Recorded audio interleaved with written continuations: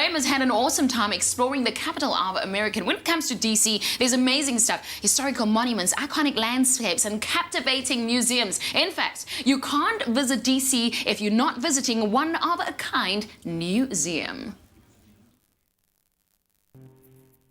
While the whole of Washington, D.C. is basically one big memorial to those history makers, today we get a little self-indulgent. Today we celebrate those who have in some cases lost their lives to uncover the truth. The Newseum is a 7-level interactive news museum, boasting 15 galleries and multiple theaters, now calling Pennsylvania Avenue home. It's a history museum, but the way we examine that history is through the lens of journalists just like yourself. And so people who have been on the scene, capturing information, recording history for people like us, 200, 300, 500 years later, now to come into a museum and see some of those first accounts of history really is a special thing. The only installation of its kind on the planet, the Newseum offers an unprecedented insight and a direct contact with those events like the fall of the Berlin Wall that have quite literally shaped our time.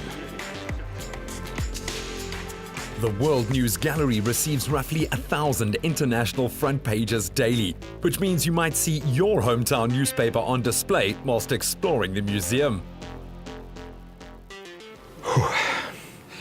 I'm also being forced to grapple with some pretty powerful questions, like when does our responsibility to observe and report trump our human obligation to intervene? The most comprehensive collection globally, the Pulitzer Gallery features all the prize-winning photographs dating back to 1942.